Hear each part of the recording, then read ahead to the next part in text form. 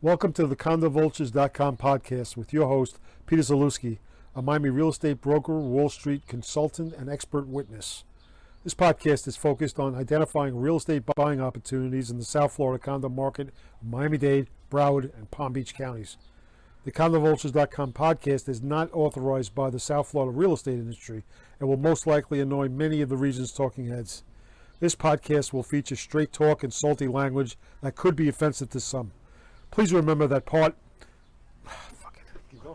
past investment success does not determine future gains, especially in South Florida's volatile condo market. For more information, please visit CondoVultures.com.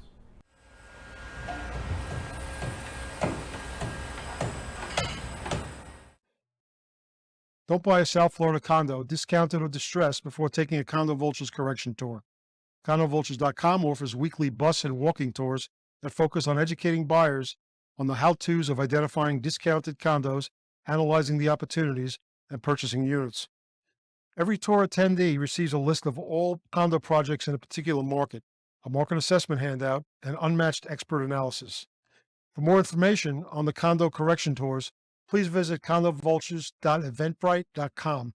This is Peter Zalewski of the Condo Vultures podcast. I hope you're enjoying the podcast. And I wanted to alert you that if you have a property that you're looking to sell in the Tri-County, South Florida area, I would encourage you to reach out to Jenny Cortez, a licensed real estate broker with cvrrealty.com. She's my partner. She's been in the business for north of 15 years. More importantly, she knows the market. She knows how to get a deal done. And she also realizes that it's more important to get a price that you can accept and sell the property rather than to hold firm on some price that's never going to be achieved and ultimately languish on the market. So if you're looking to do a deal that you want a skilled expert who can help you sell a property, reach out to Jenny Cortez at 305-865-5859, 305-865-5859, or visit her website, cvrrealty.com. Welcome to Miami Reporters Roundtable podcast. I'm your host, Peter Zalewski from Condo Vultures. If you're turning in this podcast, you're going to hear a conversation by current and former journalists talking about some of the biggest stories that occurred within the last week. What we do on this podcast is we basically try to cut through the fluff and give you, the audience, an understanding what's really going on the ground in South Florida, whether it's real estate related or it's finance related. Who is our target market? We are a podcast for developers, for lenders, for buyers, for investors, for sellers, and even gadflies. So some of you out there, maybe you're looking for something interesting to talk about at a cocktail party. Maybe our podcast is exactly for you. Why? Because we talk about things that probably other people aren't talking about. And why do we have the ability to do so? Well, we're all either current or former journalists, and we have institutional knowledge, which tends to be lacking in South Florida. Most people come down here for a couple of years and then they sort of disappear. They don't really have that institutional knowledge that I think many people on our podcast have. So let me give you the format of how the show works. We're going to go through 6 stories. These are 6 stories that I handpicked. I sent them off to our 3 other journalists on the podcast, ask them to read them, and then I'm going to ask them to give us a response based on what the story says. All the other journalists have an opportunity to chime in, and we'll get into a lively discussion and a lively debate about what's going on. Now, before I go ahead and introduce our podcast, let me sort of throw out a couple of rules of engagement. Rule number 1, if you have any questions or comments for us, you want to criticize us, you can get us on X, which is formerly Twitter. Get us at Miami RRP, which stands for Miami Reporters Roundtable Podcast. It's not AARP. That's for people who are long at the tooth. This is Miami RRP. So that's a good way to sort of keep it in mind. The other thing I want to mention to you too is, if any of you are fans of Marvel movies, you've seen all these superheroes that are all around you. Maybe you go out there and you buy a t-shirt, you buy a coffee mug, you buy anything like that.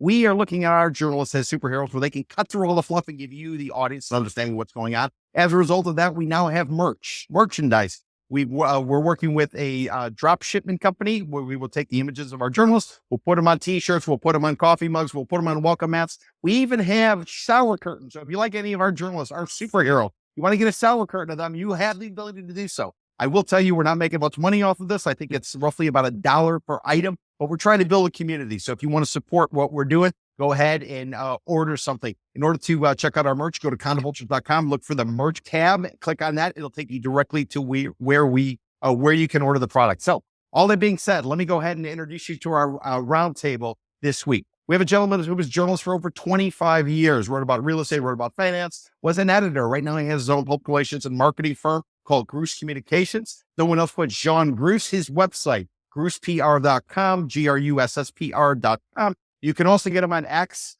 which is formerly Twitter, at John Gruss, JeanGruss. What's going on, Mr. Gruss? Hey, what's up, Peter? I'm on every social media. It's great to be back on your No Fluff podcast. No Fluff podcast is right. John, last time you mentioned you were getting a lot of followers coming out of somewhere in Asia, and they were very attracted to you. Can you give us an update? How high has your follower count got? And who exactly are these followers? No, I'm getting swamped with Asian TikTok followers. Well done. Thanks to you, Peter. I think since you're putting us on TikTok, I'm getting swamped, and I'm doing a lot of deleting. I can tell you that. Oh, so you are an influencer then, John? Well, No. great to hear. That is the reach. I'm a That is target. the shadow I'm a you're target. casting. I'm a target. Welcome aboard, John. We're going to have another good podcast. Who else do we have on the podcast this week? We have a gentleman who's a journalist for over 20 years.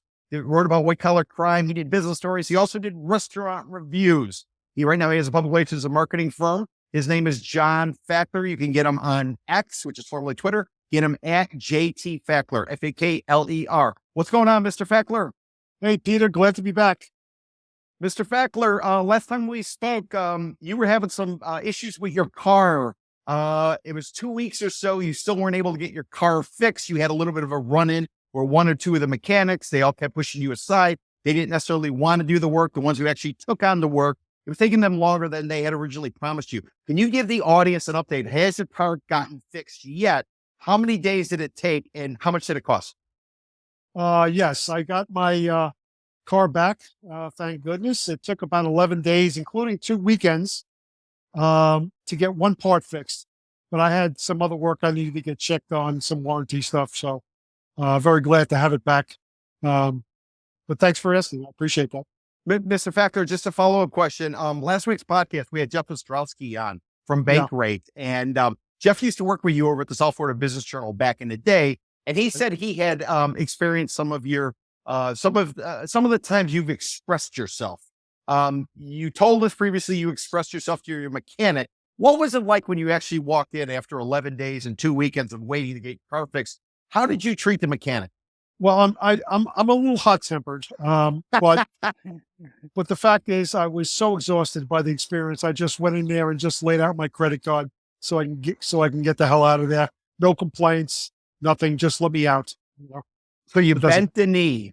I bent the knee. Yes, I did. Perfect. Fantastic, Mr. Fakler. Great to have you aboard again for the Roundtable.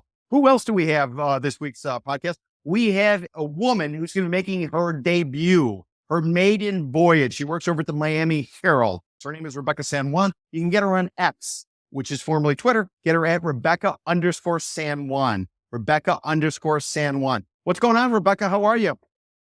Glad to be here. Thank you so much for the invitation.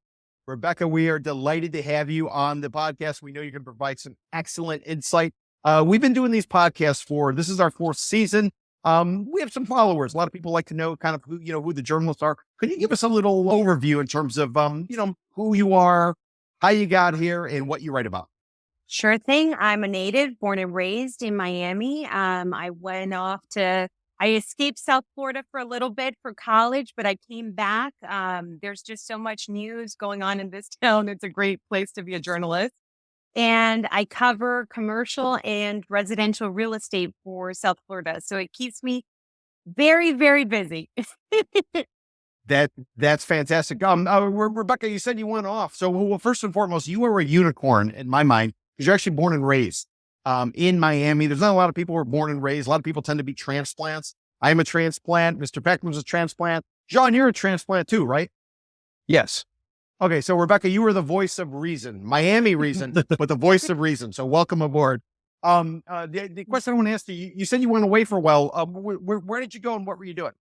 So I went away for college. I went to Mount Holyoke College, the first women's college in the country. And I had a wonderful time. It's in Western Massachusetts, studied history, politics, and I minored in journalism. And I loved the 4 seasons. So I thought about staying up over there, but then I just thought, well, there's so many opportunities in South Florida. It's a great place to cover news here. Yeah, some will say it's the best news town in the country. I Yeah. would definitely be in that camp. Yeah. Awesome. Okay, so Rebecca, welcome. Your maiden voyage. Hopefully it's there's no rough waters. Hopefully it's nice and smooth. We're going to be able to sail right through it. And I know the audience is going to absolutely love having your input for this particular podcast. So before we go ahead and get into our 6 stories, let me just take a 1 minute break, give you our sponsor. We used to break up the podcast into segments and then we run some ads. Now we're just running it straight through in case anybody wants to skip through. They want to go ahead. Who's the sponsor this week? Well, it's always the same sponsor. It's my brokerage firm. It's called Condo Vultures Realty, CondoVulturesRealty.com. We do buy-side brokerage. We do consulting, and we also do expert witness. So anybody out there who's looking to sue somebody and you need somebody on your side, assuming your numbers work out, give us a call. Maybe somebody over here can help you. Or if you're out there looking for some sort of value, you need analysis, check us out, CondoVulturesRealty.com. So that being said, let's go ahead and we're going to get started. I'm going to read the headline. I'm going to read the first couple graphs. And I'm going to ask one of our journalists to comment. We're going to start off with John Gruss. John, this is story number 1. We're going to go to you on this piece coming out of the South Florida Business Journal. I will read you the headline, first couple graphs, and I want you to provide some context. Headline: Stalled Miami condo trades in deed in lieu of foreclosure. And here's the first couple graphs, John. The developer of the incomplete Arbor condominium in Miami's Coconut Grove transferred the property deed in lieu of foreclosure. Anybody doesn't know, Coconut Grove is a wealthy enclave located in the city of Miami. It's effectively one of the first communities that was actually set up down here in at least Miami-Dade County for those people who are transplanting down here. So again, developer of the incomplete Arbor condominium in Miami's Coconut Grove transferred the property in a deed in lieu of foreclosure. Second graph: Miami-based 3034 Oak Park LLC, managed by Nicholas Haman, transferred a 35,850 square foot site at 3034 Oak Avenue to Arbor Grove Development LLC, managed by Pembroke Pines-based attorneys Isaac Kazi and Stephen Amster. The document states this is a deed in lieu of foreclosure in exchange for the lender releasing a $21 million guarantee against the seller, but the original loan remains in place on the property. At the same time, original lender Trust Capital transferred the $21 million loan to Fort Lauderdale-based Oasis Investment Trust. Arbor Grove Development assumed responsibility for repaying that loan. The 48-unit Arbor broke ground in 2017. Much of the 5-story structure is standing, but it hasn't been fully completed. Mr. Gruss, 2017, this project began. It's a small project, 50 units or so, give or take. It's only about 5 stories, 6 stories or so. It doesn't normally take 6 years, even with a pandemic, in order to build one of these buildings. So my question to you is this a sign of what's going on in the market? Maybe some developers don't have the cash to go forward and follow through, or there may be something else going on here. Because 6 years for a 50 unit building seems a little excessive. What say you, Mr. Gruss? Yeah, I mean, this is a real head scratcher. I had to reread the story a bunch of times and do a little digging around. Because I mean, who's not making money in this market? I mean, really, from 2017 through the pandemic. I mean, yeah, there were like increased construction and labor costs, and that might have eaten into profits, but I mean, you can set up contracts that account for that. Yeah, I just don't understand how somebody could not make money in that time period. I mean, it's it's kind of a head scratcher, and I don't know if it's just I really don't know, to be perfectly honest. Everybody else making a buttload of money. Why couldn't these guys do it? Mr. Gruss, if you remember, there was another situation where there was a developer putting up townhouses in and around Coconut Grove, had a bunch of properties that he had pre-sold. Name escapes me, but we've dealt with it on the podcast before. Yeah. Ultimately, I think it ended up going to, I don't want to say the B word, but ultimately it ended up going to the court. Some of the people put down deposits. Some of the people had lent money. Everybody wanted the product. The product was never finished. So I guess my question to you is, what's going on in Coconut Grove? I thought everybody who moved to South Florida wants to live in Coconut Grove. It's got all the trees. It's got the history. It's got the bohemian type of vibe. It's got all the private schools. Why can't you be successful in Coconut Grove? It could have been a number of things. I mean, the product could have been mispriced. In other words, perhaps they didn't price it right during pre-sales. And construction labor costs caught up with them because, as we all know, labor and supplies really went through, a huge steep curve, especially during COVID. So they may have been caught flat-footed. But, in a lot of contracts, you can account for those kinds of costs. And I just don't understand, how you can not make money. I mean, it's either It's either mispricing, the contracts for construction were did not account for rising costs, or it's just plain incompetence. I mean, the other thing too is, I've lived here in Miami now 5 years, and there are a lot of let's just say regulatory hurdles. I'll put it nicely, and perhaps the right people didn't get the benefit that they expected, and perhaps it got stalled in the permitting process, and perhaps some people didn't get what they expected. And so there could have been some of that too. Of course, I don't know. You don't know. And before I open up to the floor, if anybody else wants to comment, let me just sort of provide a little color for what Mr. Gruss was referring to. Our mayor in Miami, there are some allegations. Supposedly there's an investigation underway about a developer who was looking for some sort of, let's say, some very kind handling in order to get a project through from a zoning and permitted perspective. And a bunch of money was basically being provided on the consulting fee. So that I think, generally speaking, a lot of people down here think, or they're not surprised if there's allegations that certain politicians are sort of pushing things through if they're compensated for that. I'm not saying the name. I think a lot of people know who it is. They can all read the story, but that's the investigation that's going on currently. So that being said, Mr. Fakler or Rebecca, anybody want to comment? How are you not successful building a condominium, a brand new project in Coconut Grove that began before the pandemic and is still unfinished and ultimately had to be turned over in a deed in lieu? Anybody want to respond? Yeah, I think, here's the thing. Miami is known for shady people and for business owners, right? Who don't make very sharp investments. And there's not enough. What I take away from this is that there's not enough homework being done on these developers. So the Miami Herald has been on top of this coverage. My colleague Linda Robertson actually covered that other Coconut Grove developer. Yes. And that's the theme that we continue to see, that when we're seeing an issue with a project, it's not that Miami is a bad place to invest. It's not that, Coconut Grove of all places is a bad place to build. In fact, it's one of the most desirable neighborhoods in all of Miami-Dade County where people want to live and where a lot of wealthy people live. It's the fact that when you have these developers that go bust, that do very poorly on a project, the question becomes, well, who are these characters? And was there enough homework done on them? What's interesting, I want to just bring up to this discussion is that I looked at the article, and Isaac Codsey is one of the partners who acquired this building.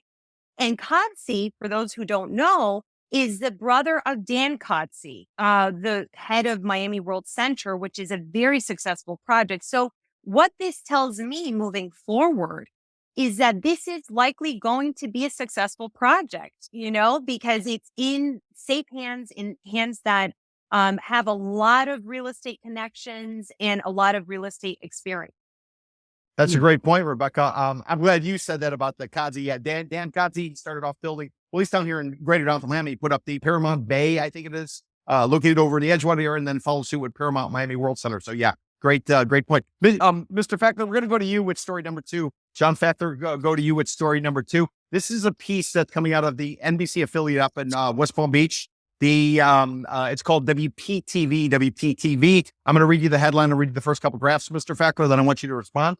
Headline: Some Florida residents departing state in search of lower cost of living, better quality of life. First couple graphs. Some Florida residents told WPTV they're not looking back as they head north on Interstate 95 and Interstate 75 in search of a new home state. Many said they're looking for a better quality of life that includes more affordable options following a surge in housing and insurance costs in the Sunshine State. Sasha Beneman and her family recently left Florida for South Carolina. And this is the quote from Sasha. She says, "It was being flooded by people from elsewhere, and I thought that the vibe was just a little bit different than it had been in the past," Beneman said.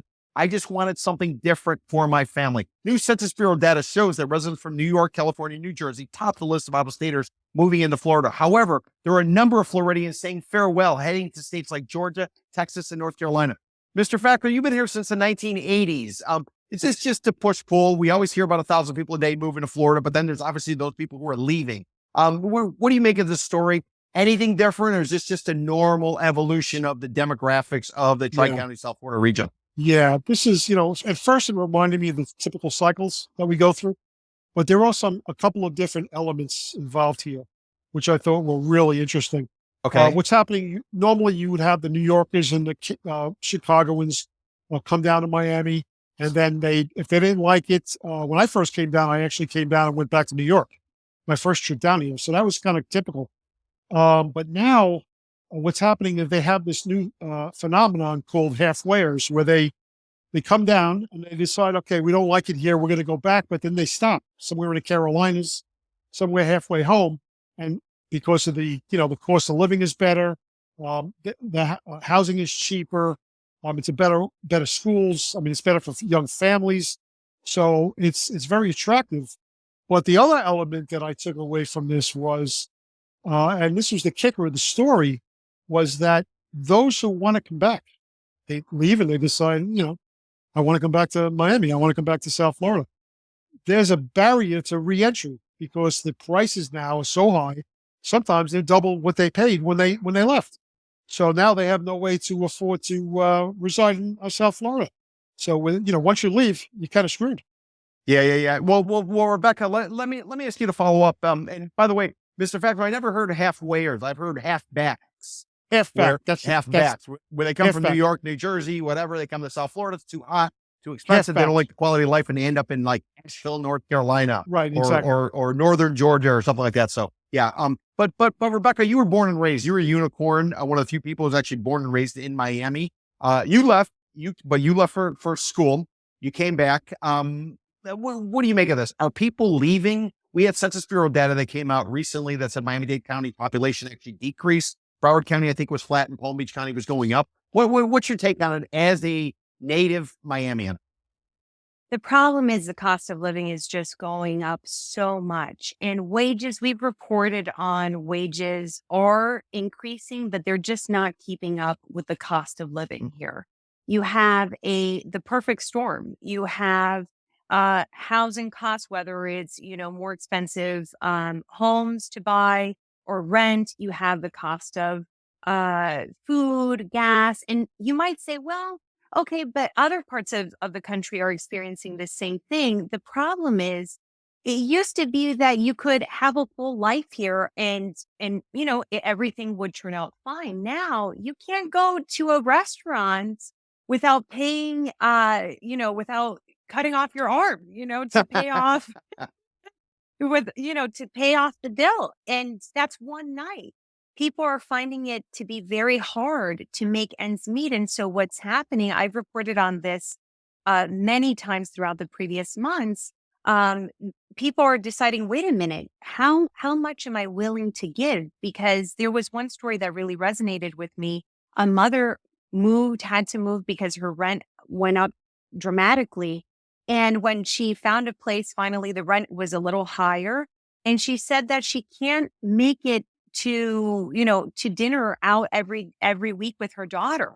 Or she can't take her daughter out to have a nice time. And that's she's worried that's gonna, influence her, the memories she's making with her child. So it's starting to impact people's quality of life. And that's why many are leaving. And going to your point, you're absolutely right. Miami-Dade County saw the biggest population decline during the census study. We reported in a story that I published over the summer, So Long Paradise, about 28,000 people left in Miami-Dade County. They left yes, they left. And Broward County gained a population about 27,000. Palm Beach County, same thing, gained about 27,000. Monroe was the only other county in South Florida that lost, but it lost like about 1,000 people. So it's really, and in that reporting, I learned cost of living, poor urban planning. People are sick and tired of noise pollution and poor public transit. That's what's forcing out a lot of people. Yeah, I just wanted to add that there was something noticeable that was missing from the story. And it was actually one of the reasons why I considered to maybe relocating. And that was the brutal summer that we had this past summer. The temperatures were in the hundreds. I don't know if people remember. And I mean, I've been down here 30 years. I don't remember a summer that was as hot as this summer. Another reason for people to leave, to want to leave, and it wasn't in the story. Interesting. Well, and just to clarify, Mr. Fakler, you got here in the 80s, so it's probably closer to 40 years you've been in South Florida rather than 30, but point taken. Let's go on to Rebecca San Juan for story number 3. Rebecca, this is a story you wrote. It appeared in the Miami Herald. I'm going to read you the headline. I'll read you the first couple graphs, and I want you to give some insight. You wrote the story, so you might not be able to provide an opinion, but you can definitely give us some insight as to what you learned or what you, what your reporting uncovered. So here we go. I'll read you the headline. I'll read you the first couple graphs. Headline: housing market continues cool down in Miami-Dade County as prices fall third straight month. Here we go. First couple graphs, Rebecca. Then I want you to comment. Home prices in Miami-Dade County fell for the third month in a row in September, giving a breathing room to aspiring buyers on tight budgets who have waited months on the sideline. Median sales price dropped last month to $600,000 for single-family houses and $415,000 for condominiums, from $620,000 and $416,000 respectively in August, according to the latest monthly housing report released from the Miami Association of Realtors. Existing home prices have been retreating in Miami-Dade County from an all-time high in July, where the single-family house price was $631,700 rounded for houses and about $420,000 for condos. In addition to buyers dealing with higher interest rates on mortgages, the monthly price deflation in Miami-Dade County could be the result of the lower end of the housing market, attracting the most attention from buyers, said Maria Letton, a business professor at Florida State University. And here's a quote from the professor, Rebecca, that I want you to comment. The professor says the jury is still out. Summer historically has been not the hottest time in the market. If this trend continues in the cooler months, then we might have a trend here. Rebecca, what's going on? Is this an anomaly that we're seeing a pullback? Maybe people are out traveling. Maybe they're out in Europe. They're having a great time. They're traveling around the world and real estate isn't top notch. They want to see how the interest rate are going to play out with the Federal Reserve. Or is this the beginning of a trend that we're seeing? What did your sources tell you in reporting this story? Great question. What's the consensus? Everyone agrees that the market, South Florida market, is going back to seasonality. What does that mean? The summer is historically for here one of the lowest sales times for the real estate market. Although technically, side note, I have experts that say it's really January and February, but summer is one of the lowest seasons. And everyone says that the time that we saw during the pandemic, where it was a buying frenzy, there was so much activity. And in fact, which surprised me, too much activity for a lot of brokers, right? Lines out the door, price war bids. It was absolute chaos. That's gone with. And so now we're seeing the market going back to the typical pattern that we saw before the pandemic. However, here's the thing that's funny. You asked, are we going to see the market decline, right? We're seeing this month-to-month activity. It's important to note we haven't seen a year-to-year decline yet. It's so funny because when we saw the first decline 3 months ago, I remember asking, is this a sign that things are going to go south?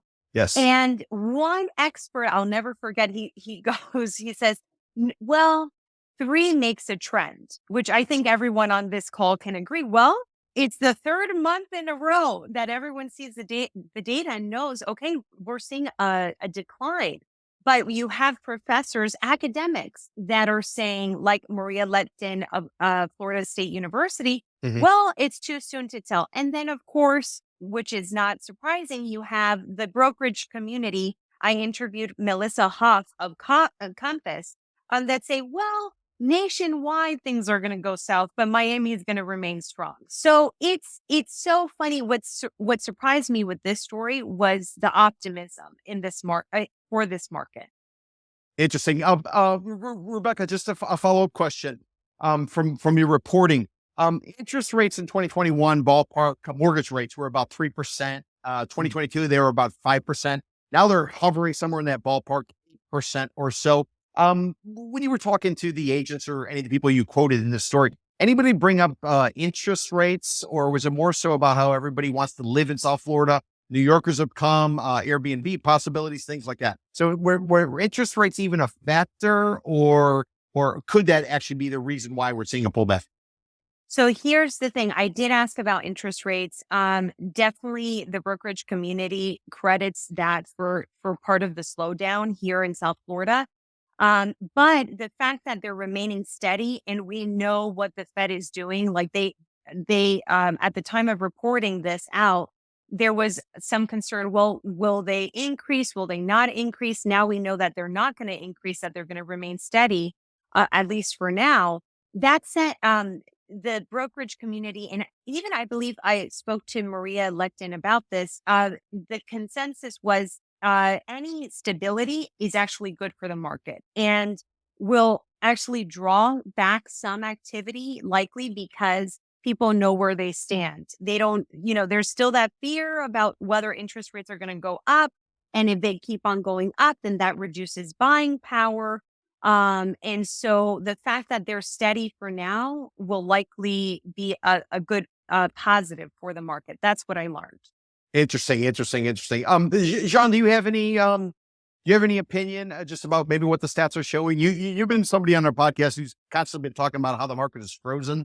A lot of, buyers and sellers, nobody's kind of bridging the gap and coming together to do a deal. What do you sort of make of this? How critical are interest rates? And more importantly, how critical is insurance given the huge spike in the insurance crisis, some would say, where they were currently dealing with down here in South Florida as well as the state of Florida?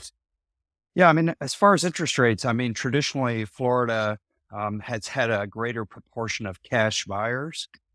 So interest rates, while they're rising and perhaps impacting some buyers, since a lot of buyers come here from overseas, they pay cash for properties. It's less of an issue.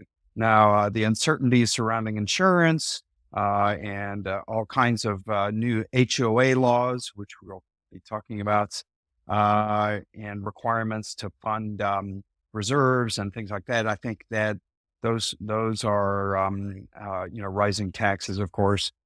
Those are all things that could put the brakes on the housing market too. I think there's just a lot of uncertainty, and that's keeping a lot of people on the sidelines.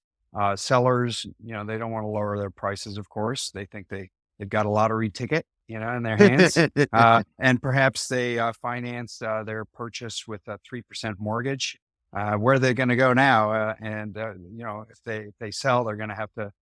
They're going to buy something with an 8% mortgage. I don't think so. They're sticking around, and of course, buyers. Now their housing costs, their financing costs have essentially doubled. So they're not going to pay the high prices. So I get the sense that the market is frozen, and the numbers kind of bear that out. I mean, we're not seeing a whole lot of transactions, relatively speaking, and so a lot of those sales have been. Were pulled forward during the pandemic. Like Rebecca said, there was just a frenzy of activity, and I think it brought a lot of sales that might have happened over a number of years. It brought them all bunched up into the pandemic years, and now sort of there's a bit of the settling down of activity. Interesting. Okay. Story number 4, Jean, Gruss, over to you with story number 4. This is coming out of tcpalm.com. It's basically Treasure Coast and Palm Beach area, if you will. It's run by USA Today, but tcpalm.com. I'll read you the headline, John. I'll read you the first couple graphs, and I want you to that provide some comment. Headline: Florida's new homeowners association laws explained. How to find your HOA's rules and regulation. And here we go. First couple graphs. Floridians who live in subdivision condo buildings and other communities with homeowners associations now have laws protecting their rights to know what their dues are going to. The monthly average for HOA fees nationally is around $170 a month, but the majority of the homeowners pay around $50 or less each month, according to bank rates and U.S. Census Bureau's American Housing Survey. And Florida has the second highest number of homeowners associations in the country at just about 49,400. Right behind California. In Florida, the average member of a homeowners association pays anywhere from $100 to $500 in HOA fees each month, according to the Miami Real Estate Law Office of Dania Fernandez and Associates. John, HOAs and condo associations are suddenly on the radar of a lot of the media and a lot of the residents. Why? Because after the Champlain Towers South collapsed on the barrier island, Miami-Dade County, up in a place called Surfside, which is located between Miami Beach and Bell Harbor and Sunny Isles Beach to the north, all of a sudden insurers didn't want to insure these condo associations. We also had some hurricanes that rolled through. The only way insurance companies were going to be able to deal with all of these issues that were going on was to basically charge more. Legislature had to deal with a variety of different issues to try to make insurance companies want to insure. So the state's Citizens Property Insurance Company, which is the insurer of last resort, wouldn't be the only one here. We all know no state income tax here in the state of Florida. So therefore, a lot of the municipalities are funded by their coffers are filled by real estate related, whether it's transactions or it's property taxes. So Jean, the legislature took some steps to try to provide some insight for residents, but more importantly, insurance company.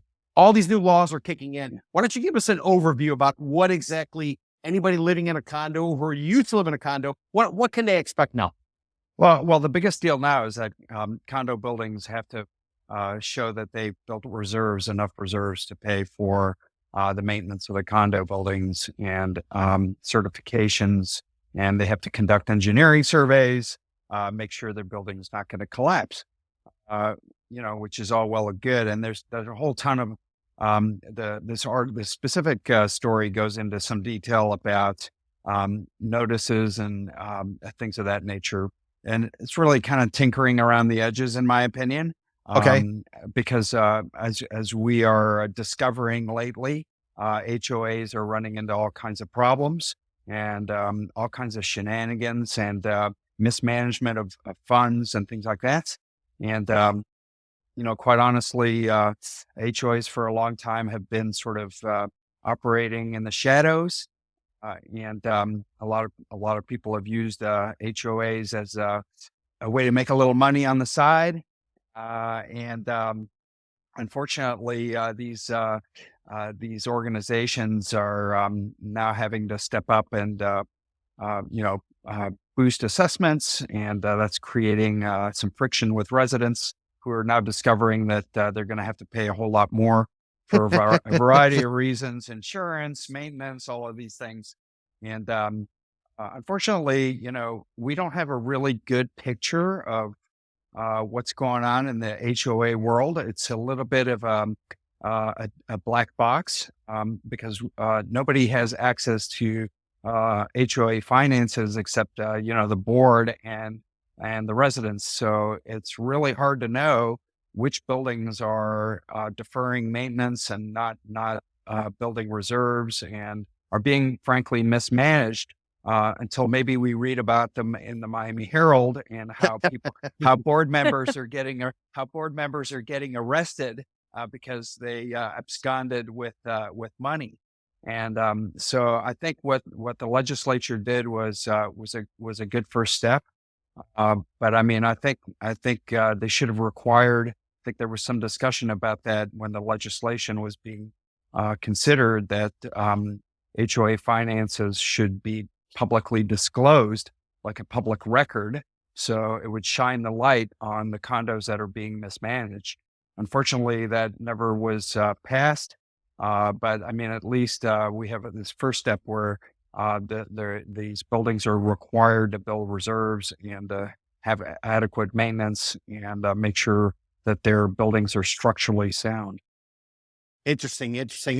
Anybody on the roundtable? Anyone want to comment about HOAs, condo associations, kind of what's going on and whether or not the state is stepping up and providing enough transparency, if you will, for residents as well as investors? Just very quickly, not weighing in on the homeowners association corruption, but more so on the fees and the increase.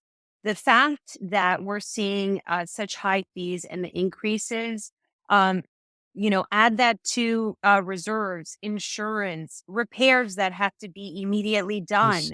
That's adding a lot of pressure for the condo owner. And what does that mean for the industry? We're going to probably see a lot of condo buyouts because a lot of people that can't deal with these increases. You have to think and remember that a lot of in these older buildings, who typically lives there? People on fixed incomes. And so that is, if it's in a ripe location, I mean, that's just going to spell a great opportunity, a sweet opportunity for developers. And we've already seen that already in recent years since Champlain and even before Champlain. That's a great point, Rebecca. Great point. Story number 5. Rebecca, we're going to go to you with story number 5, Rebecca San Juan. This is a piece you wrote that appeared in the Miami Herald. I'll read the headline for a couple graphs, and I want you to provide some insight for the audience about it. So here we go. Headline: How a growing community near the Miami River is changing the way people live in a costly city. And I'll read you the first couple graphs. A sprawling community between the Miami River and the Marlin Fall Park and Little Havana gate hundreds of affordable workforce and senior housing residents with the completion of 2 projects. It's a win for the county struggling and recovering from a lingering housing crisis. In August, renters moved into the renovated senior housing residence at the 14-story Robert King High Towers and the new mixed income 7-story Paseo del Rio at the River Parks community. Robert King High Towers, a once rundown building easily spotted from the Dolphin Expressway, now houses 315 apartments for seniors at 1405 Northwest 7th Street. Paseo del Rio, which is located at 1401 Northwest 7th Street, added 182 affordable housing and workforce housing residents. Combined, the 2 projects cost $600 million and make up the 4th and 5th phases by developer Related Urban, a branch of the Coconut Grove headquartered Related Group and Miami-Dade County government to turn this pocket in Little Havana into bustling mixed income community. Rebecca, the county is working, and this is an example about how they're working with private sector to try to build affordable housing. Okay, they're adding about 500 units on this project. Is that enough? So for this project, it is a big drop in the ocean, because normally what we see is little tiny buildings where you have maybe 20 in these mixed income buildings, you have maybe 20 affordable or workforce housing residences. Yep. Or maybe 15, a low number. The fact that this is delivering 500 on the market to the market is big news, because this is what real estate experts constantly say. This is the type of supply that we need to see. Now, is this the end all be all? Is this the solution here? No, there's still a lot of demand. I spoke to Mayor Daniela Levin Cava, and she's working on bringing thousands of more units to all of Miami-Dade County because the demand is just so high. And for this, and what really surprised me as part of this story is that, okay, this community already has 5 buildings, including Robert King High and Paseo del Rio, but this is a $1 billion project. And over the next 5 years, they're going to add even 5 more projects to this community because there's 22 acres here. Yes. So it's astounding what they're doing here. And I think a lot of real estate experts and affordable housing and workforce housing experts would agree this is the model. This is the type of supply we need to add to the market. And Rebecca, so this property is located between Northwest 17th Avenue to the west and Northwest 12th Avenue to the east, and then Northwest 7th Street to the south, and the Miami River. And so it's on the south bank of the river. So anybody driving on the Dolphin Expressway, the 836, as you're going east, you're going toward from the airport out to Miami Beach or to downtown Miami. If you look on your right-hand side, you're going to see this community that's been there. What was it, 2 towers or so? It's been there for a number of years. And now what they're doing is they're using all this excess green space, which many people thought was probably a park or it was whatever. Now they're suddenly building towers in and around there. Am I reading that right? You're reading that right. And what I would tell you is, talking about that green space, we didn't report it on the story, but I'm happy to share it with you all. Commissioner Eileen Higgins told me that she's looking at using some of that space under the highway to build a park for that community where you might have pickleball, you might have basketball courts, tennis courts. So there's even it's interesting how Commissioner Eileen Higgins in the county is looking at using every single piece of this of land, available land on this property. Fascinating. Mr. Fakler, I want to ask you a question. more than a decade ago or so, the county stepped up and obtained financing to build Marlins Park, where the Miami Marlins, that was part of the deal. The Florida Marlins used to play up at a stadium where the Miami Dolphins football team played. The Florida Marlins baseball team moved into Miami, and then they changed the name to the Miami Marlins. Basically, the county stepped up, provide some financing, backstop. So did the city. So did a bunch of others. At the time when the ballpark was built, Mr. Fakler, and this ballpark is located just south of the community that Rebecca San Juan just discussed. At that time, there was a lot of talk about how this would trigger a regentrification of the area. You'd have all kind of new condos built. You'd have all kind of residences that were refurbished. Prices were going to go up. It was going to be a whole community, whether it be like Boston around Fenway Park, or it would be around like Chicago, Wrigleyville area, where you had all the real estate prices increase. Where are we more than a decade later, Mr. Becker? What happened to that area around Marlins Park? And did the bet by the county and the city to put up that stadium and basically kind of bring it all together? How did that play out? I don't think it exactly played out the way they planned. The neighboring area, you can get great parking there cheap if you want to, because you got those, people let you park on their lawns for, $10 a shot, and you'll see 20, 30 cars on there. But I mean, as far as gentrification, there's really been nothing. Beautiful stadium, but nothing in the surrounding area. In my opinion. And so Mr. Fakler, I guess you would probably agree, though, then what the county's doing, along with related to go ahead and put up all this additional housing, it's probably a good idea, given the fact that nothing really played out in the decades since the stadium opened. Oh, it's a very good idea as long as the real estate market stays healthy. If things go to shit, I don't know if that's going to work down the road. It might be a 5-year, 10-year play before that actually happens. Got it. Okay. All right. Story number 6. Mr. Fakler, John Fakler, we'll go to you with story number 6. It's coming out at WLRN. I will read you the headline. I'll read you the first couple graphs, and I want you to comment. Now, let me give you some context before we get in this piece. There's been a lot of talk about crime on South Beach. We've discussed it in previous podcasts. We talked about whether it's murders or armed robbery and people leaving South Beach. We referred to a landmark restaurant or iconic restaurant called Juvia, which is a rooftop restaurant located on Lincoln Road, which is a pedestrian mall in South Beach. A lot of people go to this restaurant. Lo and behold, they announce they're not renewing their lease and they're moving into downtown Miami. Mr. Fakler, at the time you made the comment that South Beach is a little sketchy. You wouldn't want to go there. You thought it was much safer in the downtown Miami area. So that's the context, Mr. Fakler. Now, let me read you the headline, first couple graphs. I want you to comment. Headline: crime is down in Brickell, and Brickell's a neighborhood of greater downtown Miami. Crime is down in Brickell, but some area residents want more police. First couple graphs. After a series of shootings in Miami's Brickell area, city leaders are taking steps they say will cut down on alleged rise in gun-related crime, but data from the Miami Police Department shows that crime in the area has actually gone up since last year. Late last week, City of Miami District 2 Commissioner Sabina Koval announced an effort to curb what her office called an uptick in gun violence in the Brickell neighborhood. She called for an increase in police activity and analysis from the city's code compliance department to ensure nightclubs are meeting city safety standards. This came in response to residents' concern after a shooting near the Corner Club, which is located on South Miami Avenue and Coral Way, effectively.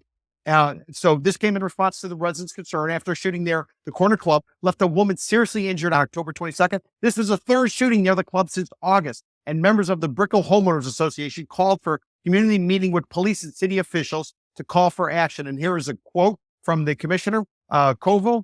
She says, "We had a lot of complaints regarding different issues, public safety concerns, but mainly about gun violence." Mr. Fakler, a few weeks ago, you said people were leaving South Beach, moving to greater downtown Miami because it was safer. What do you think now after hearing about this gun violence that's been occurring in and around the Brickell area? For anybody who doesn't know, is a place of restaurants, of clubs, of the famous Sexy Fish. What say you, Mr. Fakler? Well, Peter, what I smell here is a real estate hook, and let me explain. Okay.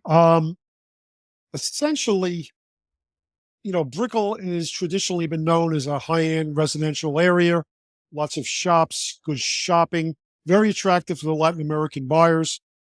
And what I'm looking at here is HOAs, developers, builders, scared to death that news is getting out that there are shootings here. If there's a crime wave going on in this particular neighborhood, it's going to dry up real estate sales, especially on the high-end side. And it's interesting because 3 of these shootings were actually in a parking lot I mean, you could, put two and two together. Maybe there was some drug deals going on there. Maybe there's still drug deals going on there. This is the kind of press that the real estate industry does not want on the high-end luxury market in Miami. Just an assumption. And Mr. Fakler, my original question was though, do you still stand by the fact that people are going to leave South Beach and move into greater downtown Miami after hearing about this situation? I haven't really changed my opinion. I still think that, South Beach is, again, rife with crime. We haven't heard much lately because there haven't been any large festivals or anything like that, which usually draws a lot of the crime. So, I'll defer judgment until we have another big festival, and we'll see if there's any more shootings at the cafes and restaurants there. That's interesting, Mr. Fakler. Rebecca, do you have anything you want to say about the crime situation? Is it really as bad as Mr. Fakler is talking about, or is this just maybe a lot of people are coming together?